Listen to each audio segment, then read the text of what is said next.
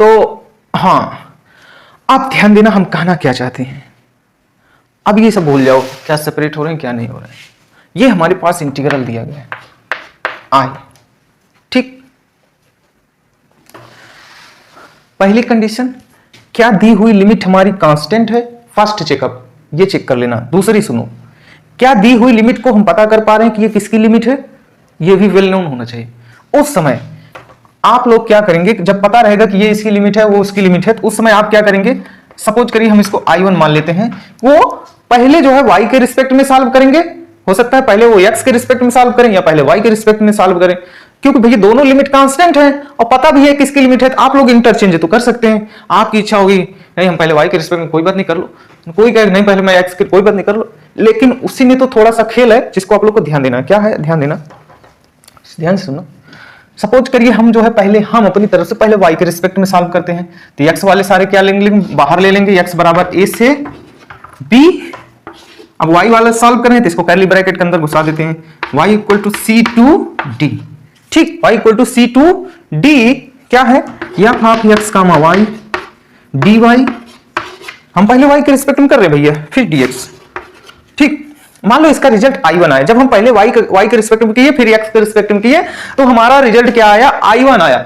Suppose करिए कोई वहां से आए, नहीं भाई तुम गलत कर दिए, पहले हम जो है x के रिस्पेक्ट में करते हैं। तो चलिए कोई बात नहीं, आप x के रिस्पेक्ट में कर रहे कोई दिक्कत नहीं, हम y वाली बाहर उठा लेते हैं, y equal to c to d। अब जिसके रिस्पेक्ट में कर रहे हैं उनको ब्रैकेट के अंदर घुसेड़ देते हैं, x equal to a to क्या b, f of x comma y dx dy।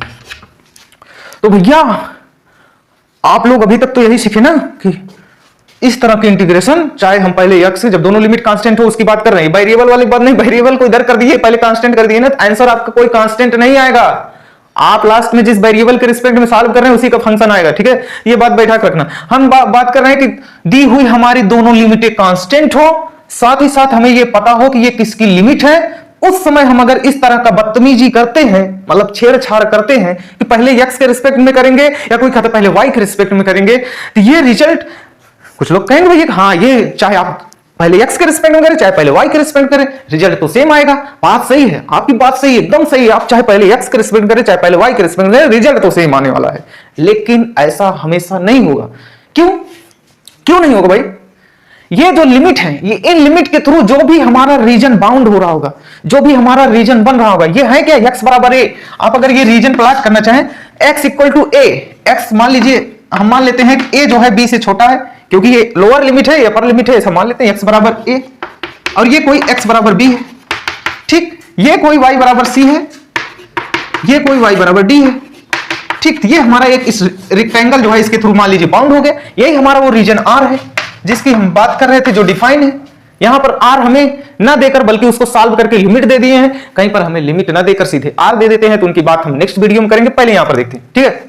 तो ध्यान देना, ये दोनों वैल्यू आप चाहे पहले x के रिस्पेक्ट में करें चाहे पहले y के रिस्पेक्ट में करें, दोनों रिजल्ट सेम होंगे। लेकिन उसके पहले आपको चेक करना पड़ेगा कि क्या जो ये हमारा फंक्शन f ऑफ xy है, क्या ये फंक्शन इस रीजन में कंटिन्यूअस है कि नहीं।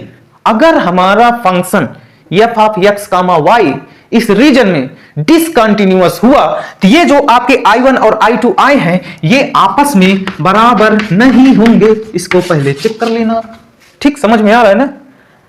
ये रिजल्ट कोई भी वहां से गए नहीं, मैं पहले आई के पहले x के पहले y के रिजल्ट करो भाई करो, उसके पहले थोड़ा सा पता लगा लेना कि क्या ये आपका फंक्शन इस रीजन में क्या है, कंटिन्यूअस है कि नहीं, ये चेक कर लेना, ठीक है। तब आपके ये दोनों बराबर होंगे, ठीक है। I1 I2 तभी बराबर हो सकते हैं जब हमारा फंक्शन इस रीजन में क्या होगा, कंटिन्यूअस होगा। और अगर कंटिन्यूअस नहीं है ये आपस में बराबर नहीं होंगे और आपके साथ जो है धोखा हो सकता है।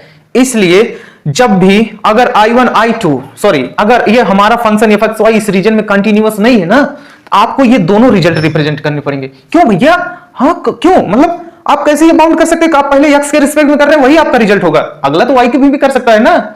इसलिए जब अगर आपका ये फंक्शन इस रीजन में कंटिन्यूअस ना हो तो आपको I1 का भी आंसर लिखना पड़ेगा, I2 का भी लिखना पड़ेगा, क्योंकि दोनों अलग अलग आ रहे हैं। हाँ, अगर ये हमारा फंक्शन इस रीजन में कंटिन्यूअस हो गया तो ये तो आपस में बराबर हो जाएंगे, तो आप चाहे किसी के रिस्पेक्ट में कर लें वो आपका आंसर होगा। ठीक है, जब अगर ये फंक्शन आपका इसमें कंटिन्यूस ना हो ना, तो आप देखेंगे कि I1 I2 दो अलग अलग वैल्यू आएंगे, दोनों को यहां रिप्रेजेंट करना पड़ेगा। बाकी अगर कंटिन्यूस होंगे तो आप किसी के रिस्पेक्ट में कर लेंगे, रिजल्ट आपका सेम आने वाला है। ठीक है, ये बात मैं इसलिए बार बार कर रहा हूं, ये आप अपने दिमाग में बैठा लेना। ठीक है, तो ये हमारे कुछ की पॉइंट थे। आज तो हम ज्यादा क्वेश्चन नहीं प्रैक्टिस कर पाए।